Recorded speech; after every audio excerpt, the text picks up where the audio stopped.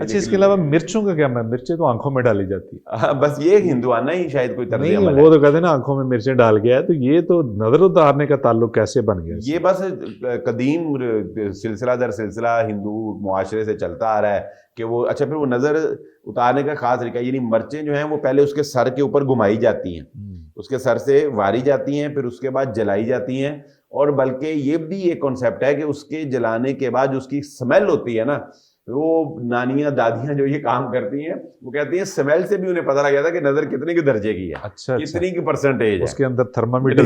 یعنی سمیل جو ہے نا اس کی نوعیت سے وہ جج کر لیتی تھیں کہ نظر جو ہے اس کی بخار جس طرح ہوتا ہے نا 99 100 102 اس طرح نظر کی بھی انہوں نے معیار. ویسے یہ کہ اگر اس میں حقیقت بھی ہوتی نا تو آج کل مرچیں جلانے سے نظر اتر نہیں سکتی تھی, کیونکہ مرچیں خالص ملتی نہیں.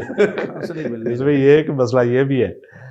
یہ تو ہے, لیکن یہ بس ایک باطل. اچھا یہ چیزیں ہمارے ایمان کو کمزور کر دیتی. جی جی, ہمارا ایمان اللہ تعالیٰ اور دین سے دور, یعنی کہ وہ دین سیکھنے کی کوشش نہیں کوئی کرتا. جیسے مرچوں سے اس کا نظر کا کیا تعلق ہے؟ بالکل ایسے.